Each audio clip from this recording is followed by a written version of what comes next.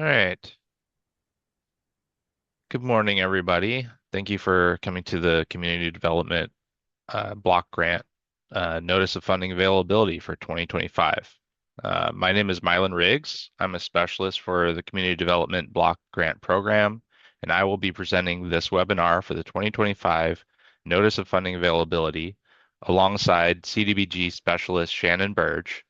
Also joining us are CDBG Section Chief Mamie Early and CDBG Program Manager Susan Holt.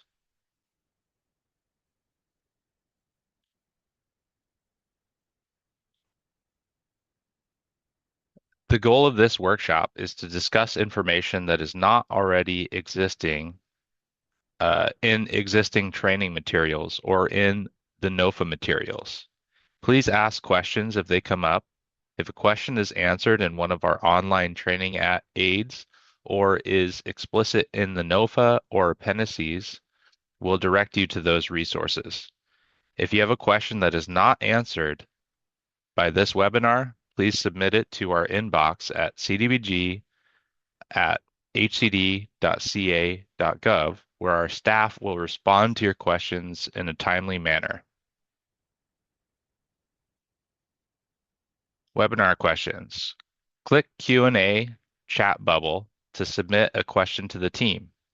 You may ask questions anonymously, but if you want your name, organization, and region associated with your question, you will need to type it in the Your Name box. All questions will be saved and recorded as part of the public record. What's new in this NOFA? A set-aside for applicants who haven't been awarded CDBG funding in the past 5 NOFA cycles, 2020 to 2024, has been established. All applications are eligible under a competitive application process. No over-the-counter applications. Eligible activities include public service and planning, programs, housing and economic development, projects, public facilities, infrastructure, and housing. All applications must meet the 50% rule. Ranking and scoring updates and general updates have been made to provide clear instructions and definitions. Allocation and funding. Available funding. The California Department of Housing and Community Development Department announces the availability of approximately $27 million in funding through the Federal Small Cities Community Development Block Grant Program, CDBG, for the 2025 funding year. Funding categories. For local administration, the percentage is 7%, and the estimated dollar amount is $2 million. For public service, 15%, or less than or equal to 15%, and the estimated dollar amount is $4,400,000. Planning is less than or equal to 10%. The estimated dollar amount is $2,900,000. Housing programs, economic development programs, and all projects, the percentage is 34%. Estimated dollar amount is $9,250,000. The set aside for applicants who have not been awarded CDBG funds in the last 5 NOFA cycles is less than or equal to 25% of the total NOFA amount to fund a maximum of 4 total awards, whichever is the lesser amount. That's up to $6,750,000. The Colonius set aside, it's going to be a set aside of 5%, which is an estimated dollar amount of $1,480,000. Non-federally recognized tribes set aside is going to be for 1.25% for an estimated dollar amount of $371,000. Here's what our tentative timeline looks like.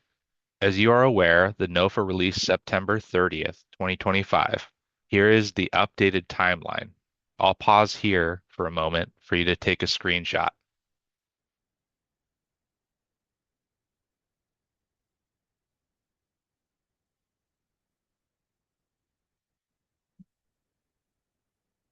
And now I'll pass it to Felicity for a brief federal funding update. Hello and good morning, everyone.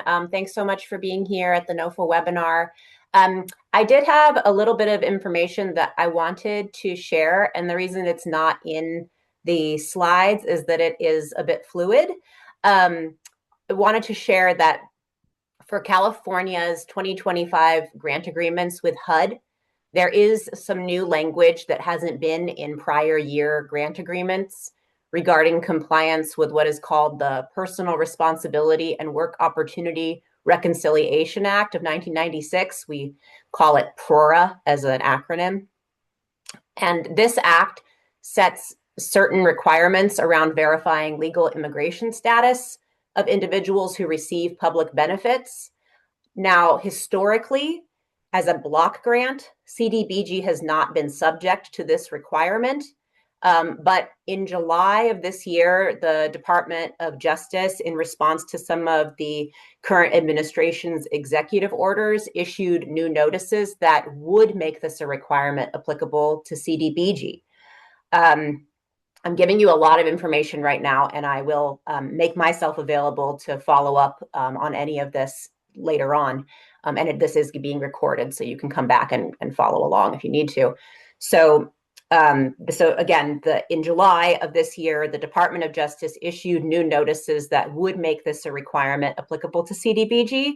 However, immediately following the issuance of that new guidance from the Department of Justice, California joined as a plaintiff in filing what is called a motion for preliminary injunction to stop the Department of Justice from enforcing or implementing these issued notices. And then that motion was enjoined in September by the district court, and it effectively temporarily stopped the Department of Justice from implementing these new notices. This is in November of this year. The U.S. Department of Justice appealed the stop, so it is currently the preliminary injunction is in place, and but it is being appealed by the U.S. Department of Justice. So what does this mean for all of you?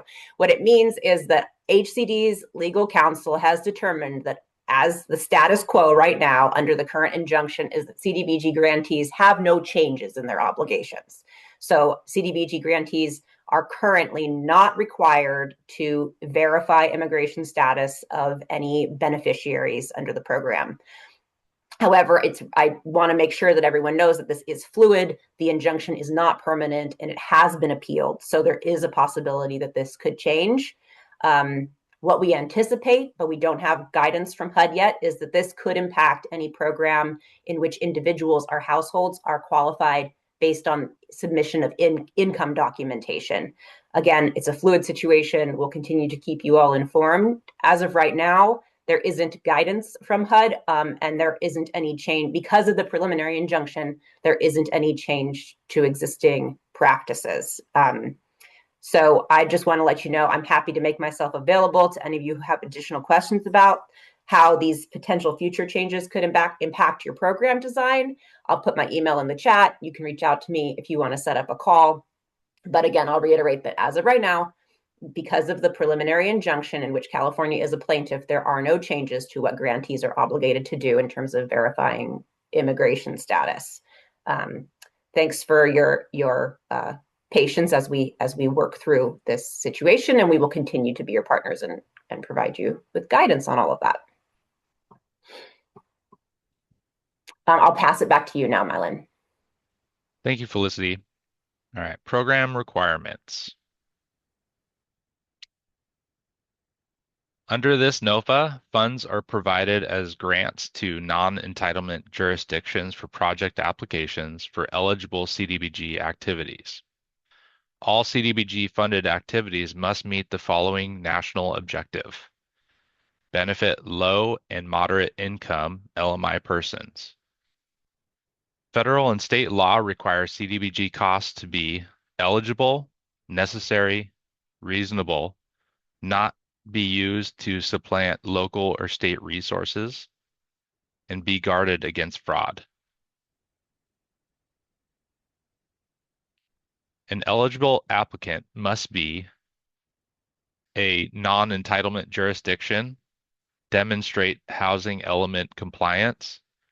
At a minimum, draft or adopted housing element must be submitted prior to application submission.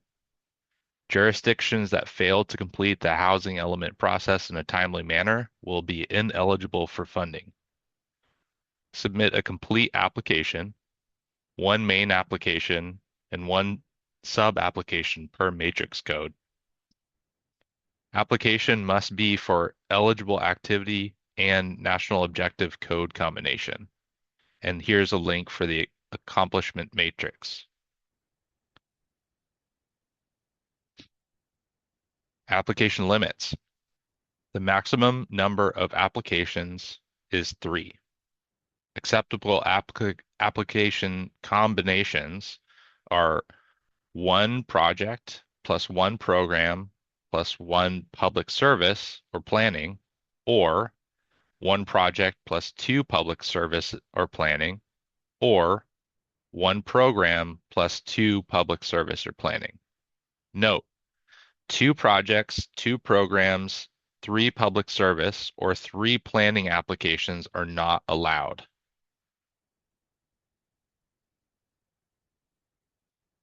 Activity limits. Up to 3 applications totaling 3.6 million. Public service is less than or equal to 300,000. Planning is less than or equal to 300,000. Projects is less than or equal to 3.3 million. And programs is less than or equal to 1.5 million. For a complete list of eligible matrix codes, review the eCivis solicitation files located under 2025 CDBG main, accomplishment matrix PDF, and the matrix code categories.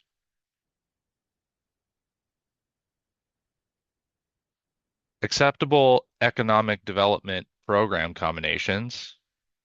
18A, economic development, direct financial assistance to for-profit business. 18B, technical assistance. 18C, micro enterprise assistance. Applicants must demonstrate capacity and experience to operate an ED program. Note, each matrix code must have its own sub-application.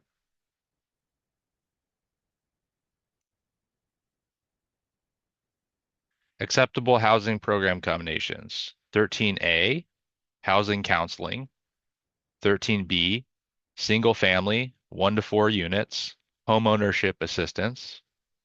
14A, single family, 1 to 4 units, housing rehabilitation. 14F, single family, 1 to 4 units, energy efficiency improvements. And 15, code enforcement, only available with a housing program. And to reiterate, each matrix code must have its own sub-application. Reminder, CDBG program income, PI, as well as the Colonias and Native American set-aside, does not count against the maximum award limit. Applicants may request up to 7% of total funding for GA costs, plus 17% of annual PI receipts for GA costs as applicable. To ensure accuracy, use the CDBG GA calculator located in this slide. Just for an example, GA calculation, total activity plus activity delivery times 7%. Applications requirements. Low to moderate income. LMI benefit can be met through one of the following national objectives. Low mod area, uh, low mod clientele, low mod housing, low mod clientele and micro enterprises, and low mod jobs. While this may be a refresher, when using CDBG funding, a national objective must be met. Meeting a national objective is required to avoid repayment. Milestones. Applicant must include at least 5 milestones per activity application. All milestones will be defined and implemented through the standard agreement. Note, the first and last milestone will be pre-populated and cannot be edited by applicants.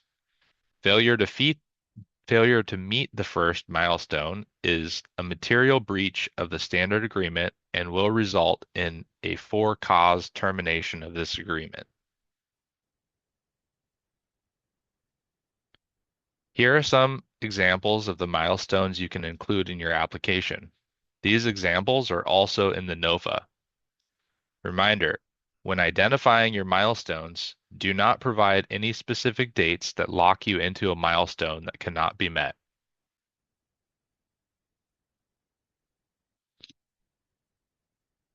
Attention, please. The, the department strongly recommends a careful review of the application, instructions, 2025 NOFA, and all appendices prior to the beginning of the application. Failure to meet threshold will result in immediate disqualification or DQ. And now I'm going to introduce Shannon Birch. Thank you, Mylan. So for threshold and initial requirements,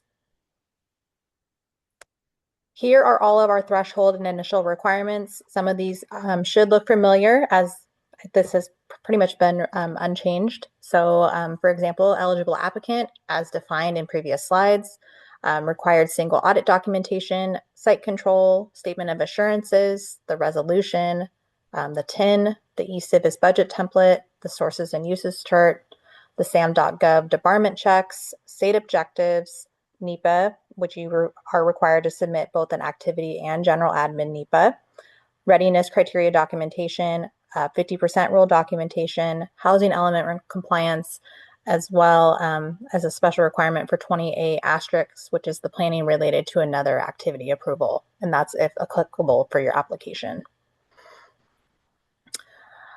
This round, we decided to add in a slide for the planning application requirements for 20A and 20A asterisks. So for a planning, which is a 20A application, those can consist of costs including data gathering, studies, analysis, and preparation of preliminary plans and specs not associated with a specific site. Note that bid-ready plans and specs are not eligible under a 20A planning application. Planning related to another activity, which is the 20A asterisk application. That is for applicants applying for engineering, architectural, and design costs, known as bid-ready plans and specs, related to a specific eligible construction activity, and they may do so under a 20A asterisk application. To submit an eligible 20A asterisk application, applicants must demonstrate activity feasibility and obtain written approval from the department prior to applying. Approval must be requested prior to the application submission opening period.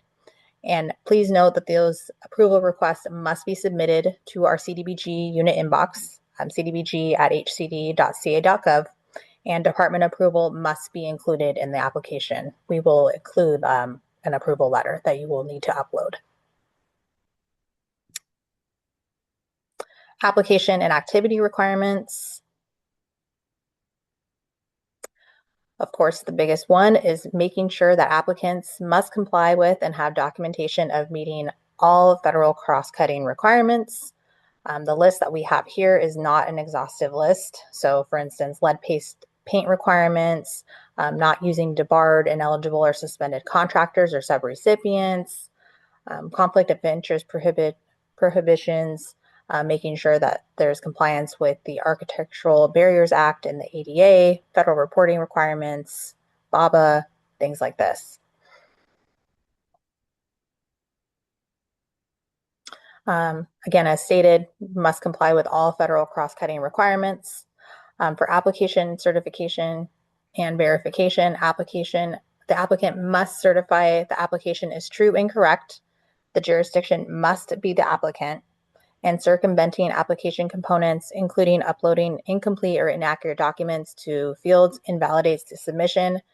As another reminder on this, jurisdictions, the jurisdiction must be the applicant. Again, consultants can assist with the application, but ultimately the jurisdiction is responsible for meeting all the requirements of the application and the information within that application.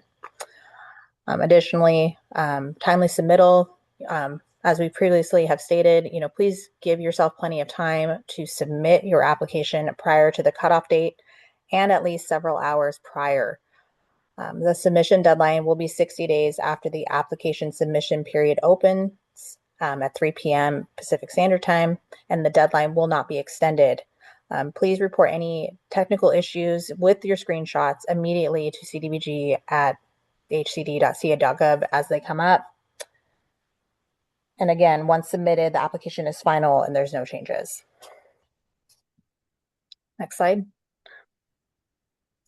Additional application activity requirements include the gap and but-for funding. CDBG is intended to provide stopgap funding for crucial infrastructure, public safety, housing, and social service projects. CDBG funds must be the but-for funding for every activity. As a reminder, CDBG funds may not be used to supplant local or state resources or replace funds that have been budgeted and or expended from another funding source for the same activity.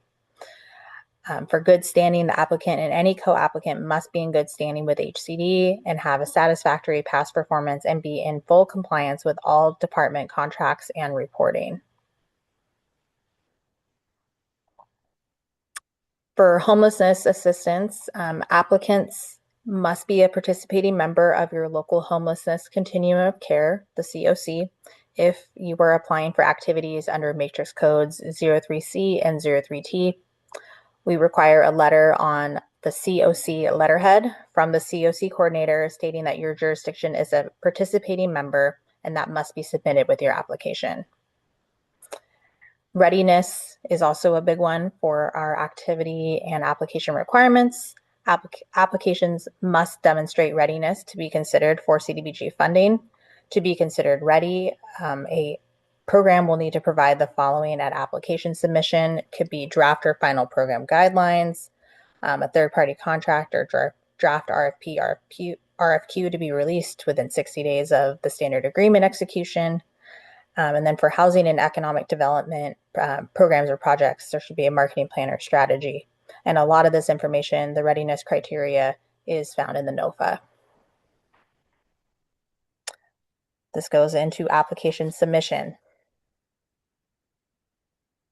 Part of the requirements at time of submission is that all applicants will have to certify attendance of all of the required CDBG NOFA workshops. You are also required to follow the instructions in the NOFA, the online application, and the CDBG program guidelines. Please make sure that you submit a correct and a complete application, which consists of a main application plus a sub-application per matrix code. Again, each matrix code needs to have its own sub-application. Programs with multiple activity types, so multiple sub-applications, matrix codes, will be considered as a single application. And if awarded, it'll be funded under a single standard agreement. This is, if you have a 2024 award with us, it's the same. And again, submitted applications must be complete to be reviewed. And once submitted, your application is final and there are no changes. Here is our breakdown of our 2025 CDBG NOFA workshops. applicants are required to attend or watch the pre-recorded videos of these workshop sessions, as applicants will certify participating in this application training in the application. So some of these topics should look familiar if you came in last year. So the resolution is pre-recorded. Public participation is also pre-recorded. Our NEPA webinar, which is coming up this next week. The debarment is also pre-recorded. Preparing the narrative and milestones is another pre-recorded. Our single audit webinar is, we are working on getting that posted onto our website. And our 2025 CDBG application and budget will be coming up in January. And then, of course, this webinar, which is our CDBG NOFA overview. So for application review, so submitted applications must be complete in order to be reviewed. All applications must be submitted by the application deadline and will be reviewed for minimum threshold requirements as outlined in this NOFA. Awards will be made in the order of the highest to lowest score within the appropriate set aside if applicable. If funding cannot be awarded to all planning public service projects or programs within a set aside, the highest scored ones will be awarded. If set asides are exhausted, the remainder will be scored along with all others. To kind of touch on the set aside for applicants that have not been awarded CDBG funds in the last 5 years. Applicants who have not received CDBG within the last 5 NOFA cycles, so from 2020 to 2024, will be eligible to rank in a priority order of 1 to 3 for planning, public service, project, or program submission to compete under a set aside. This rank in priority will be made via prompt in the main application. And just as an important note, because I know that this has come up quite a bit in our unit inbox, PI only awards are not considered a CDBG award received in the last 5 years for the purposes of this ranking. And lastly, for scoring, all applications will be scored according to the evaluations criteria outlined in Appendix F. All applications will be sorted from highest to lowest score within each set aside, if applicable. For awards and implementation, award announcements will occur no later than September of 2026. CDBG staff will not be able to discuss applications or the status of applications before then. Appeals must be made in writing. Appeals must be submitted to our unit inbox and must be received by HCD no later than 5 business days after 5 business days from the date applicant is notified that their application has failed to move forward. Late appeals will not be reviewed. Please refer to our 2025 CDBG NOFA. There's a section regarding appeal criteria and process that has more information on our appeals. For standard agreements, a condition of the award will be that a standard agreement must be executed by the grantee within 30 days, contracting period of the grantee's receipt of the standard agreements. So for false, fictitious, or fraudulent claims, just as a reminder, any person who knowingly makes a false claim or statement to HUD or the department may be subject to civil or criminal penalties under 18 USC 287, 1001, and 31 USC 3729. Don't do it. Here are some of our resources that will be available. Obviously, our CDBG website, the e-civis solicitation for the 2025 CDBG NOFA, as well as the 2025 CDBG NOFA that's mentioned. There's some links available on our website in e-civis, and of course our grants management manual that can be found on our website. All really great information. Take a look. To stay in the know, to sign up for HCD emails, there is a little box up at the top called email sign up on hcd.ca.gov. I highly recommend anybody who is new to do this. Thank you so much for attending our webinar today. Please direct any NOFA questions to our unit inbox at cdbg@hcd.ca.gov. Just as a reminder, CDBG program staff, we are only able to answer project and activity specific questions prior to the application submission period opening. Once that application submission period opens, we will not be able to assist with those types of questions. We'll only be able to assist with technical issues like issues with eSIBIS. So just wanted to make sure that we throw that out there for you guys. Thank you again for attending. And I think now we are going to try to do as many questions as we can within the time that we have left.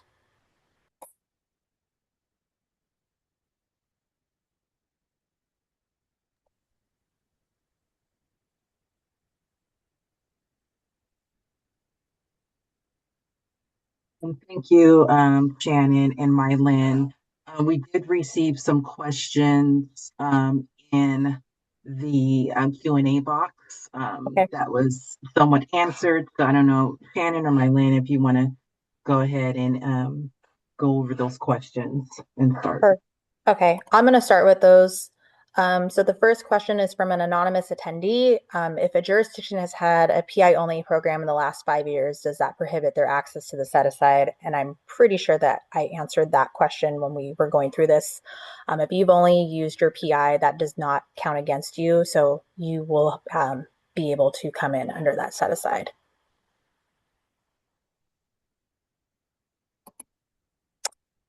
For the next question, do we need to sign in to get credit for attending from another anonymous attendee?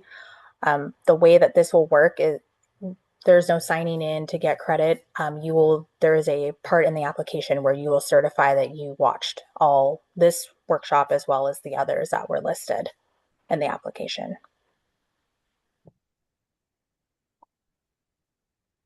Another anonymous attendee, will an application template be released? And if so, when do you anticipate that being available? Tanner, you said you wanted to answer this one? Yeah, so I anticipate releasing that later in this month or early in January. Thank you. Perfect. Awesome. Okay, the next question from an anonymous attendee.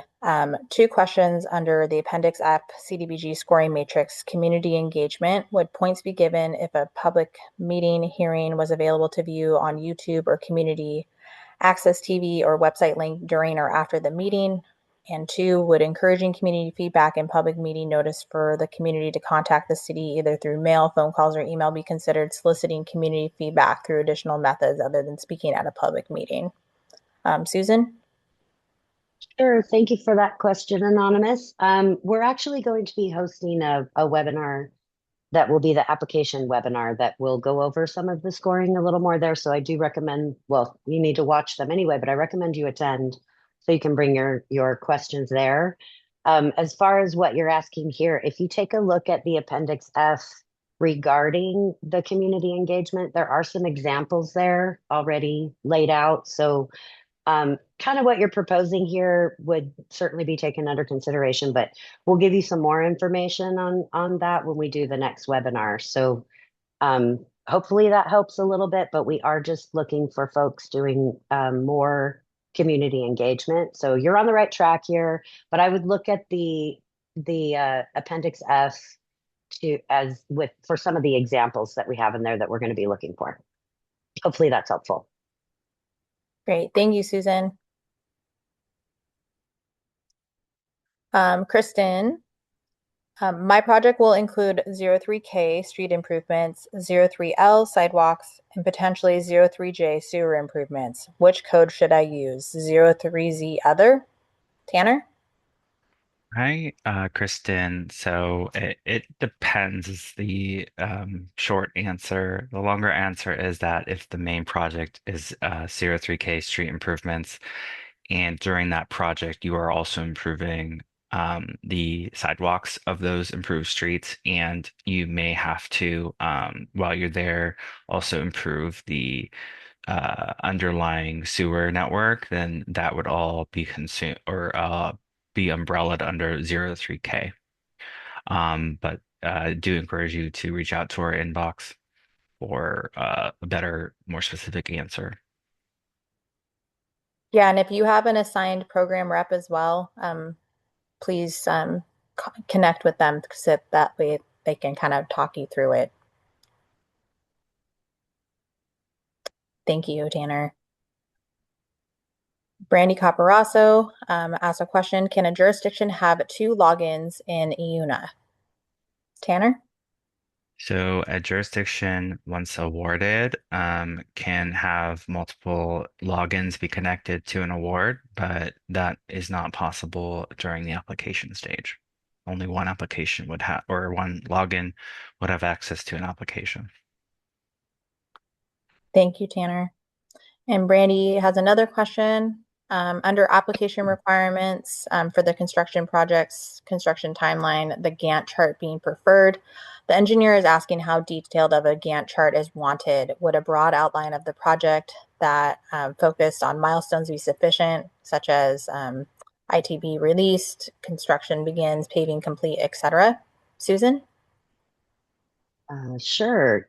Yeah, sorry, trying to do my camera. So thank you, Brandy, for that question. That's a really good question. What we're looking for is to make sure that, it's feasible to complete the project in the amount of time that you would have for the grant period.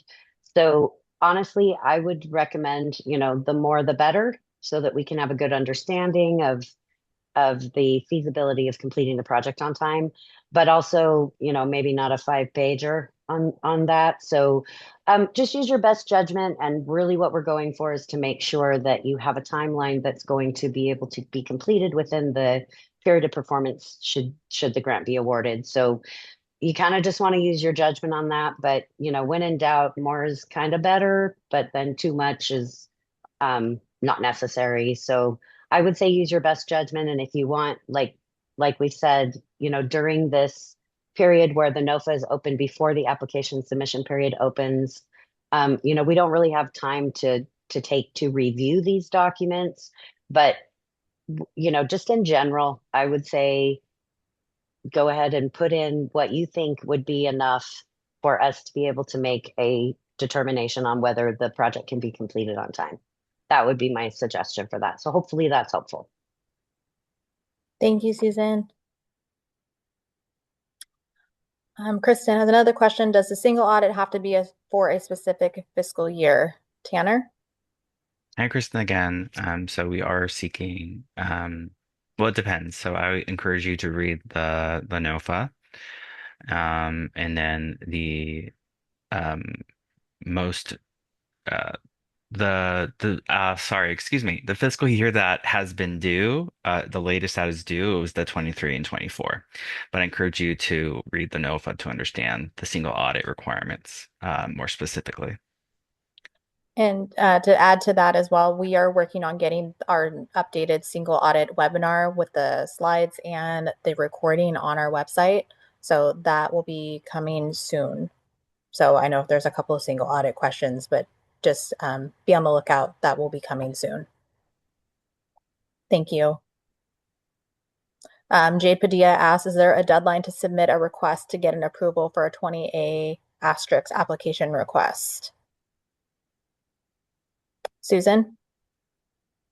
Sure, I can take that one. Thank you for that question. So you want to be submitting your request to get approval before the application submission period opens. There is a slide on that in this webinar.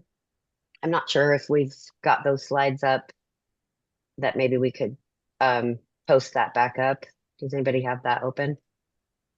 Let me see if I can find it here and show. Yeah, I can pull it up. Oh, perfect. Which slide? The one on the planning. 20A asterisk slide. Okay, hold on a second. Great, thank you.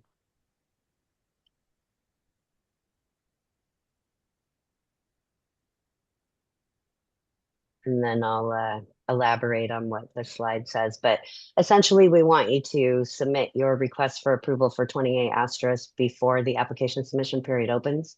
You would submit those to the unit inbox. And then we may have some clarifying questions that we have for you. But if you submit it, while it is open, then we're going to have problems. So if you can see, thank you, Mylan, for putting that back up. So You're if welcome. you want for approval to must be requested prior to submitting the submission period opening. And then there's instructions there. If you want to take a screenshot while this is up, that's one of the reasons I want to pull it up. Sounds like you might be interested. So the sooner the better. Honestly, we've gotten some requests for that now. So if you're ready to go with what you're proposing, what you're thinking you might want to do, I would reach out to the unit inbox and we'll work with you to get to get an approval, if that's possible. Thank you, Jade, for that question. Thank you, Susan. And can I piggyback on that real quick? Thank you, Susan. Prior to the application opening, I highly recommend not to do it the day before because our turn time is not 24 hours. So please give us enough time to be able to review, have that dialogue back and forth if there's corrections or questions that we may have, so you can be able to submit your application when it opens. So when we say prior to application, is not the day before at 4 o'clock that evening. So please, think about that and try to submit those sooner than later. Thank you. Thank you, Mamie. Okay, so for anonymous attendee, what is but for funding? And Susan, you said you wanted to answer this one. Sure, yeah. So, but for funding basically means that you wouldn't be able to complete this project except that you would have the CDBG funding. So, and it's just an intent. So that, it's in statute that CDBG is intended to be supplemental funding for a project. It doesn't always occur that way, but just as a general explanation, but for means you wouldn't be able to do your project but for CDBG funding. So just a little bit of clarification for that. Thanks for the question. Great, thanks, Susan. Amy Augustine asked, do CDBG COVID funds count as CDBG funding in the past 5 years? Susan? Sure, I'll take that one too. CDBG COVID funds do not count as CDBG funding for the past 5 years. We're only looking at the CDBG annual funding. We're not going to be looking at other grants that you've had with HCD in general. Great, thanks, Susan. Amy Augustine also asked, can we use public outreach events held in 2024 for our 2025 application? I can take that one too. Thank you, Okay. Amy, for your question. Your public outreach events need to be associated and affiliated directly with the 2025 application for your outreach for that. So I'm not sure exactly what you mean by the question, but if you mean that the outreach efforts you did regarding the 2024 application, you're going to want to do new outreach for your 2025 because the NOFA is different. The fundings are different. Maybe the projects you're doing are different. So we do want you to go back out for 2025. Great. Thank you, Susan. Lacey Salas asks, can you please pull up the timeline slide again? And yeah, this is definitely a slide, guys. I would take a screenshot.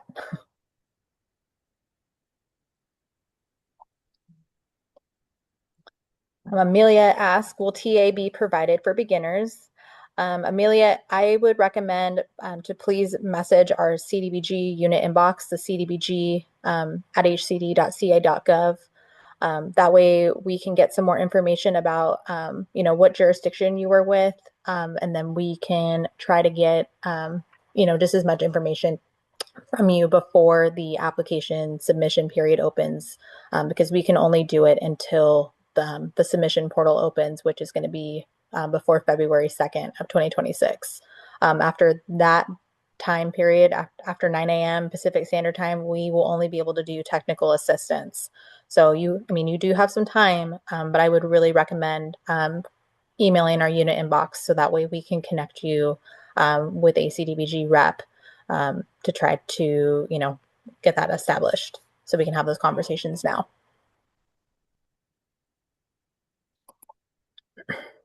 Penelope asks, how do we certify attendance? Can you please explain what that process looks like?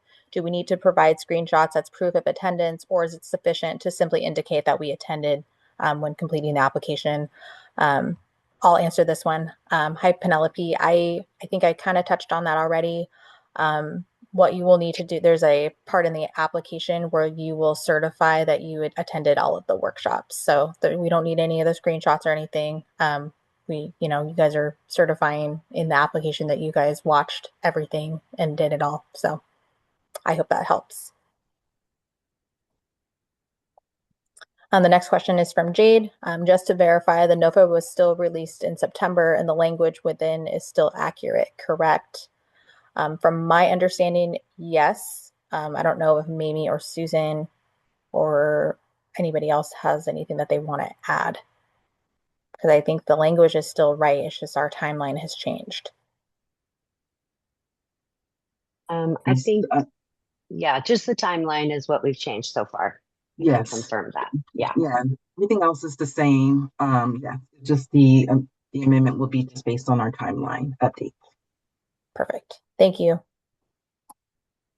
Penelope asked, are jurisdictions responsible for completing the NEPA process prior to submitting an application, or can they show that they started the process while submitting the application? Susan? Sure. So without knowing what you're planning on doing, it depends on what you're doing. So I would refer you to page 21 of the NOFA. There is a whole section on NEPA. If you're doing a GA NEPA, we need that at the time of application. It just depends on what you're doing. So I would review that section. And if you have additional questions based on your specific project that you're proposing, absolutely go to the unit inbox and we will provide guidance. Again, remembering that we need to have your question before the application submission period opens. And we also are having a NEPA webinar on Monday afternoon. So if you have not signed up for that or you need the link for that, please email our unit inbox. We will gladly send you the invitation so that you can sign up to attend that. That is a very valuable webinar that we are very fortunate that we get to have from our ESQ team. So any of you on this call, make sure you sign up to attend the NEPA webinar on Monday.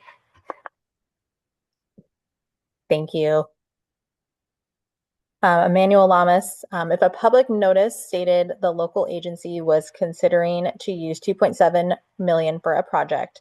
However, since the date that the public notice was posted, the city staff realized the project cost would be more, so their staff report reflects pursuing 3 million for the project. Does the agency need to do another public notice for the public hearing meeting where council will consider the application and application amounts? Susan? Sure, that's a great question. And the answer is a hard yes. You need to go out for your public meeting because the point of that is that the community understands what you're proposing to use CDBG funds for, and that you can get that public comment for those. And we will be verifying that what you have done in your public noticing matches what you're requesting in the application. So absolutely, please go back out. Yes, when in doubt, go back out. Okay. And just to add to that, especially if council is going to be reviewing and approving, you want to have the correct information in that document. So it won't be any confusion when you possibly get awarded and submit closeout and it's totally different than what they originally reviewed and approved. Perfect. Thank you, Mamie and Susan. Next question is from anonymous attendee. If a jurisdiction already posted the public notice, but now has decided to amend their budget, will they need to repost? The meeting hasn't happened yet, so the resolution would include the correct budget. Yeah, hopefully we answered that with the previous question. It's the same thing. If you're amending your budget, if your public noticing had more than what you're planning on doing, then that's fine. If you worded it as an up to an amount or something like that. But like Shannon said, when in doubt, I would repost. And the resolution does need to include, we always recommend that you put on your resolution more than what you are thinking you're going to use, unless you're hitting the max, obviously. That way, if you do end up, using more funds, you wouldn't have to redo your resolution. So I would recommend, yes, go back out in public notice with your budget changes, and for your resolution, overshoot every time. Great, thanks, Susan. Melanie asks, if applying for an economic development micro enterprise technical assistance program, would the technology cost for a custom learning management system be an eligible expense? Go ahead. Susan? Oh, I know. We're both like, that's a good question. So it really just depends. Generally, it can be. If you have a specific question on exactly what you're doing, feel free to go to the unit inbox and we can give you a more comprehensive answer. But in general, yes, that's generally software can be an eligible expense under CDBG. Great. Thank you, Susan. Philip Anderson asked if housing element draft has been approved by HCD, but in the process of being certified, is the city eligible to apply? And again, I'm under the impression that the applicant must at a minimum submit a draft or the adopted housing element to the department before applying. So essentially the goal here is you got to have your housing element approved and everything before we can award. And Susan, I know this is definitely up your alley. So I Yeah, probably no, should. I'll piggyback off. You're Okay. absolutely right, Shannon. Yes, at a minimum, you need to have a draft submitted. You also must be actively working with the HPD at the department to get into compliance, because you cannot get an award until you are fully compliant. And if there isn't going to be enough time for that to happen, in a reasonable period of time, then that is something that can be DQ'd. So I would absolutely recommend that you have to have a draft in at the time of application, but we will be reaching out to HPD to confirm that your jurisdiction is actively working to get that into full compliance in a timely manner that will work for a standard agreement execution. So if you haven't done so on your housing elements, I highly recommend you get on that with HPD. And if you have a question on what you need to do for that, you can reach out to us and we can direct you over to the HPD department to be able to get that in line for your application. Great question. Great. Yeah, Thank you, Susan. and just to add to that, I know our HPD department, they have a lot of resources to be able to assist you on getting in compliance with the housing element. So just submitting something and letting it fall off and not following through with them is not in compliance. So, like Susan says, just to kind of stress, we do check with them and we do work together to validate that when we are reviewing the application. So, please keep in contact with them, reach out to them if you get stuck in a situation. But yes, the housing element is a big factor. Thank Great. you. Thanks, Mamie and Susan. Amy Augustine asked, can we show that opening portal and app deadline slide again? I think we can do that.